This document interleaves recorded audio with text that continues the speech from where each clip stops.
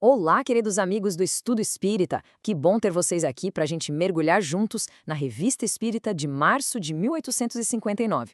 Hoje o nosso papo é sobre o texto Um Espírito Estovado. Sabe, à primeira vista parece só um caso curioso, mas as lições que Kardec tira dele são, nossa, fundamentais. A gente vai falar sobre discernimento, sobre o cuidado que precisamos ter com comunicações levianas e, claro, como fortalecer a nossa prática.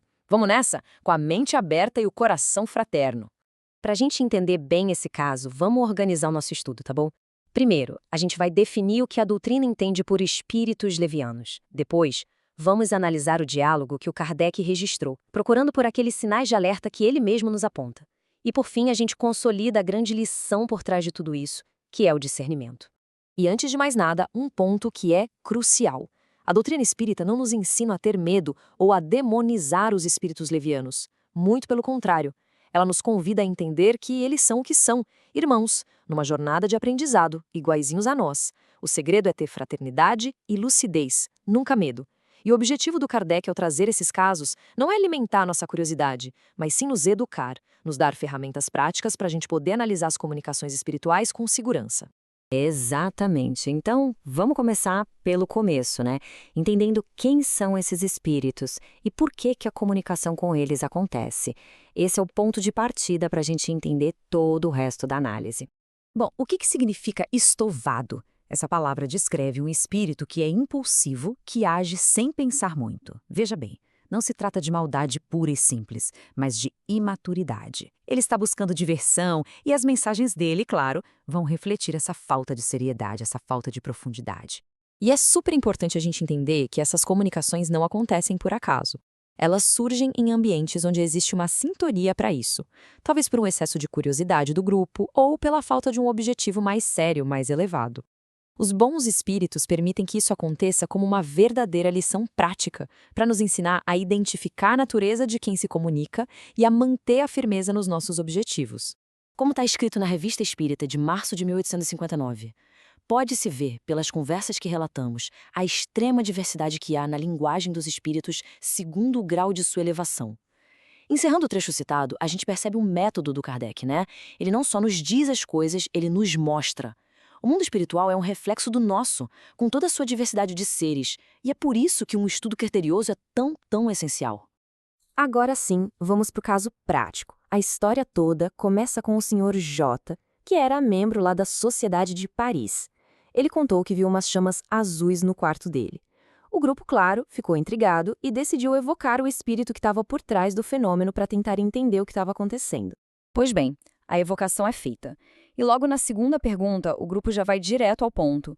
E o tom da conversa já começa a se desenhar. Eles perguntam para o espírito qual era o objetivo dele com aquela manifestação. A resposta vem na lata, ríspida, direta. Que te importa? Pronto. Esse já é o primeiro grande sinal de alerta. Um espírito benevolente que quer ajudar não responderia dessa forma. O que a gente vê aqui não é vontade de instruir, é pura impaciência. Depois de mais algumas respostas vagas, evasivas, a paciência do Sr. J acaba. Ele muda o tom, se torna mais firme e intima o espírito a dizer, de uma vez por todas, o que ele estava fazendo na casa dele. E então vem a confissão. O espírito admite. O único objetivo dele era se divertir. Mas o interessante vem logo em seguida. Ele se contradiz, dizendo que foi enviado, como se tivesse alguma missão importante. Essa tentativa de parecer algo que não é, essa contradição, é uma característica clássica de espíritos levianos. Para testar o nível de conhecimento do espírito, o grupo faz uma pergunta-chave sobre um conceito básico da doutrina. Sabes o que é o perispírito? Um espírito sério, mesmo que não fosse um grande sábio, teria pelo menos uma noção do assunto. E a resposta entrega tudo. Não, a menos que isso seja do vento. Ele não só mostra uma ignorância total sobre um conceito fundamental, como ainda tenta tirar um sarro da pergunta. A inferioridade dele, tanto intelectual quanto moral, fica completamente exposta. Certo. Agora vamos analisar o que a gente aprendeu com isso. Esse diálogo não está na revista à toa, né? Kardec apresenta ele como um verdadeiro manual, uma aula prática de como identificar um espírito inferior e como a gente pode exercitar o nosso discernimento. E aqui eu deixo uma pergunta para nossa reflexão que é chave para o quiz, viu? Quais foram os sinais bem claros no diálogo que mostram que essa comunicação não era séria, não era elevada? Vamos juntar as peças do quebra-cabeça. Olha, nesse caso específico, todos os sinais da comunicação leviana estão ali, bem na nossa cara.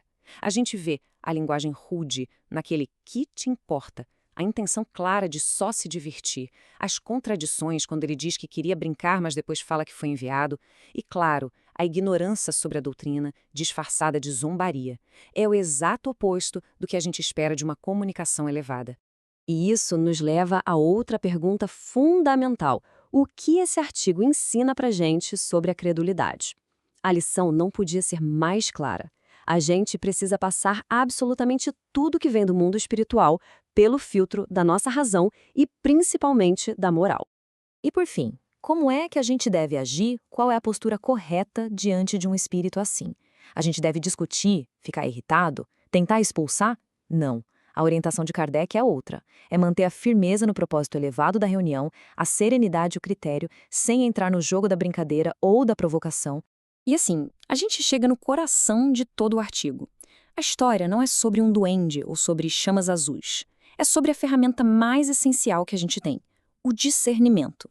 É sobre aprender a usar a nossa razão e o nosso sentimento como guias para avaliar tudo que a gente recebe. E para nos ajudar nessa tarefa, a doutrina nos oferece um verdadeiro filtro, uma bússola.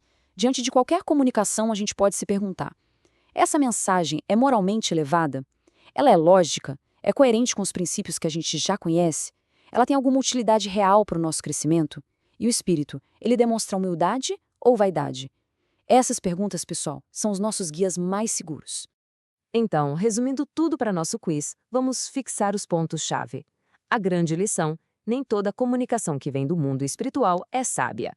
O critério principal, a linguagem e a moralidade da mensagem são a assinatura do espírito. O ambiente, a seriedade e o propósito do grupo são fundamentais.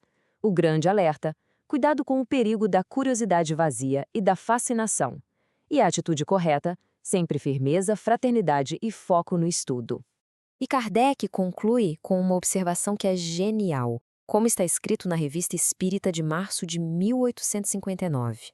Entre aspas, sente-se que não vêm de bom grado, têm pressa de se irem, e isso porque não estão cômodos em meio de seus superiores. Encerrando o trecho citado, a lição é fantástica. A seriedade do ambiente e a vibração elevada do grupo funcionam como uma proteção natural. Espíritos brincalhões simplesmente não se sentem à vontade ali. Então, para fixar bem, a gente viu um espírito rude e brincalhão. Os sinais de alerta, as contradições dele, as ironias, a ignorância. O critério de análise de Kardec, sempre olhar a linguagem e a moralidade. E a lição central de tudo, o discernimento é a nossa ferramenta mais preciosa. E para encerrar, fica a reflexão para cada um de nós. Como é que essas lições lá de 1859 nos ajudam a navegar o mundo de hoje, com tanta informação, tantas influências vindo de todos os lados? Como podemos fortalecer o nosso discernimento no dia a dia? Que esses ensinamentos nos inspirem muito em nossa jornada. Muita paz a todos